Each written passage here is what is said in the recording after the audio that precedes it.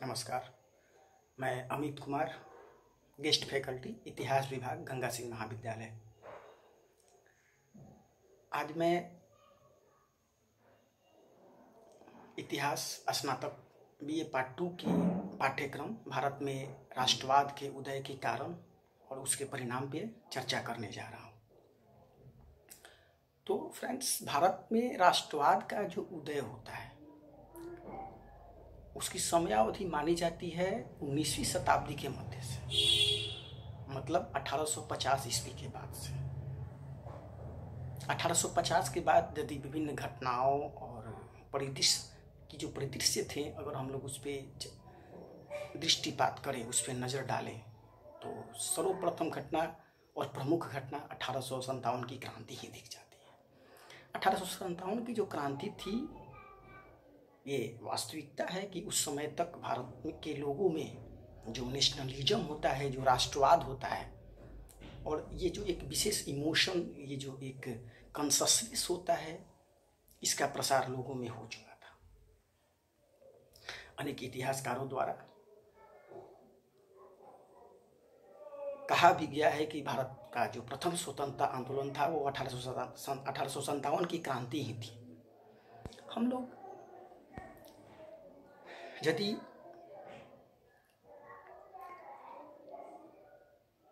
इसको और एक्सप्लेन करके देखें तो भारत में 1857 की क्रांति का जो उद्भव हुआ था, उसके यदि कारण में जाते हैं तो सर्वप्रमुख कारण दिखता है आर्थिक रूप से लोगों का जो शोषण किया गया था। भारत के लगभग प्रत्येक वर्ग का अंग्रेजों ने आर्थिक शोषण किया था, जिसका एक परिणाम था 1857 की क्रांति। यही कारण भारत में जो अंग्रेजों के द्वारा आर्थिक शोषण किया गया, ये एक बहुत बड़ा रोल प्ले करता है भारत में किसी भी क्रांति के उत्पन्न होने में, यहाँ के राष्ट्रवाद के उत्पन्न होने में, स्वतंत्रता संग्राम में, या स्वतंत्रता संग्राम में जो भारत का आम जन समूह जो पार्टिसिपेट करता है, उसका सबसे बड़ा कारण यही था कि अंग्रेजों ने भारत का आर्थिक रूप से शोषण किया, विशेषतः उनको पंगु बना दिया, हम कह सकते हैं। प्रत्येक स्तर पे, वो कृषि हो, ग्रामीण जो आत्मनिर्भर गांव थे उनको पूरी तरह से तोड़ दिया गया। छोटे और मझले स्तर पे जो शिल्प उद्योग या लघु उद्योग कार्यरत थे, उन सबको तबाह कर दिया गया और खुद अपना, अंग्रेजों के द्वारा अपना औद्योगिकरण किया गया भारत के पैसों से। 1857 की क्रांति के बाद, या हम लोग जो जिस तरीके से हम लोग बिंदुवार यदि इसकी चर्चा करें तो सबसे पहले अंग्रेजों द्वारा किया गया आर्थिक शोषण। दूसरा कह सकते हैं लोग कि भारत में इस समय तक अंग्रेजी शिक्षा का कुछ प्रचार प्रसार हो चुका था। भारत में जो कुछ बुद्धिजीवी वर्ग, जैसे राजा राम मोहन राय, ईश्वरचंद्र विद्यासागर, इस तरह के लोग जो पश्चिमी शिक्षा प्राप्त लोग थे, इन्होंने भारत में शिक्षा प्राप्त करने के बाद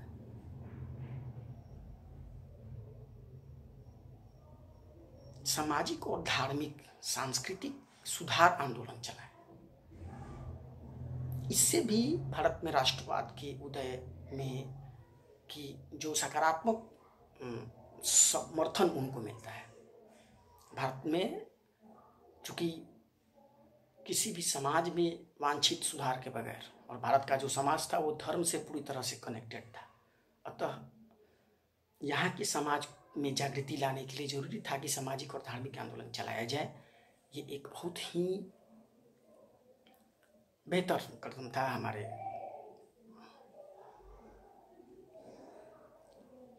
उस समय के बुद्धिजीवियों द्वारा। तो अंग्रेजी शिक्षा प्राप्त जो लोग थे भारत में, ये पीढ़ी था, या फिर इसके बाद हम लोग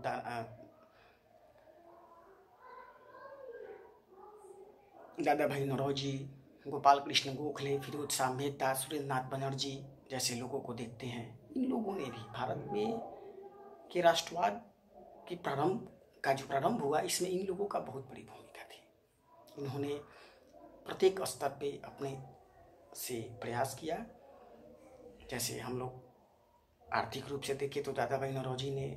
ही सर्वप्रथम poverty un British rule in India पुस्तक के माध्यम से इस बात को सबके संज्ञान में लाते हैं कि हाँ, भारत का आर्थिक रूप से शोषण किया जा रहा है। इसका एक जो पुष्ट डाटा होता है उन्होंने प्रदर्शित किया।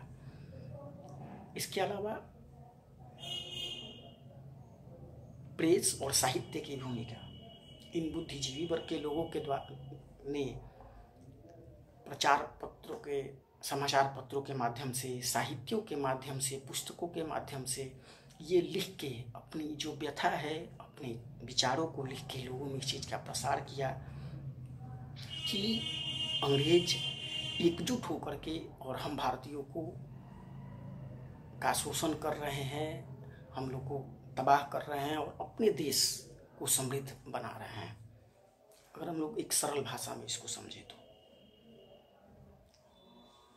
तीसरा पॉइंट हम लोग ले सकते हैं कि भारत में जो प्रशासनिक एकीकरण अंग्रेजों ने किया था, प्रशासनिक एकीकरण, इट मीन्स कि इस समय तक अंग्रेजों ने पूरे भारत को एकीकृत करके एक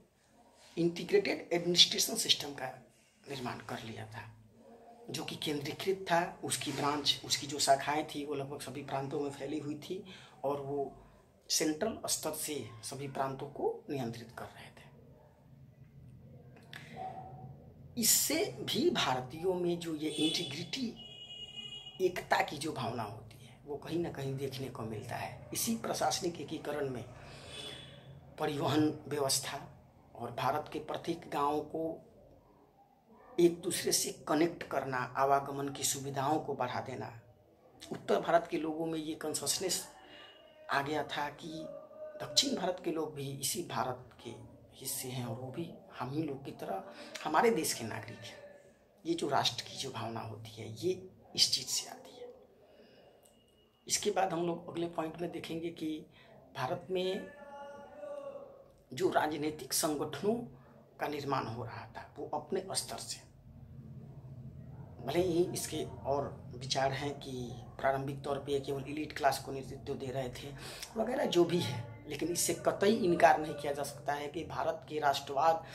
के उदय में यहाँ के राजनीतिक संगठनों ने, यहाँ के बुद्धिजीवियों का योगदान नहीं रहा है। शुरू में हम लोग 1885 में जो अखिल भारतीय स्तर पर प्रथम राजनीतिक संगठन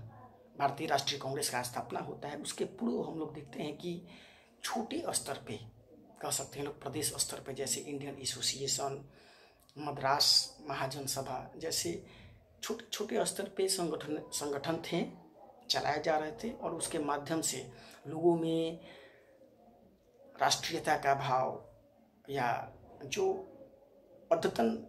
सूचनाएं होती हैं, जो जानकारियां होती हैं वो पहुंचाई जाती थी और लोग या तो अपने अभिभाषणों में,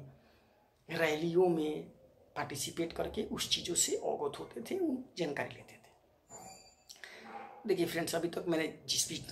सबसे पहले चर्चा किया कि आर्थिक रूप से शोषण का, दूसरा प्रशासनिक एकीकरण का, तीसरा पश्चिमी शिक्षा, प्रेस एवं साहित्य के विकास का, उसके योगदान का, चौथा राजनीतिक संगठनों के निर्माण का। इन सब ने मिलके भारत में का जो कॉन्शसनेस है, भारत में राष्ट्रीयता के भाव को उद्धृत करने का काम किया, जिसका परिणाम ये होता है कि धीरे धीरे विभिन्न स्टेप्स में, पहले उदारवादी, फिर उग्रवादी, फिर गांधीवादी, फिर क्रांतिकारी, बहुत सारे स्टेप्स में भारत अपना राष्ट्रीय आंदोलन प्रारंभ करता है। भारत के लोगों में जब इस तरह की कॉन्शसनेस आ जाती है कि हाँ, ये देश हम लोगों का है, हम सभी इस राष्ट्र के नागरिक हैं और किसी अन्य देश के लोग आके हम लोगों को गुलाम बनाए हुए हैं, वो हमारा शोषण कर रहे हैं, विभिन्न स्तरों पे हमारे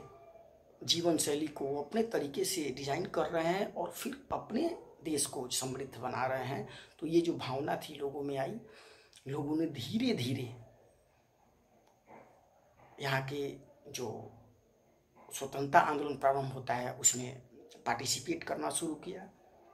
और हम लोग एक समय के बाद देखते हैं गांधीवादी युग में कि कैसे प्रत्येक भारत के प्रत्येक गांव के लोग, बुजुर्ग, महिलाएं, बच्चे सभी ने सभी लोग अपने अपने कार्यों का बहिष्कार करते हैं और भारत के स्वतंत्रता आंदोलन में अपना बढ़ चढ़ के योगदान देते हैं, जिससे धीरे धीरे एक लंबी अवधि के बाद हमको आज़ादी मिलती है। तो इस चीज़ को बुक से देख के और बेसिकली ये एक समझ बनाने का मेरा प्रयास था। और मुझे उम्मीद है कि ये वीडियो आप लोगों को पसंद आया होगा।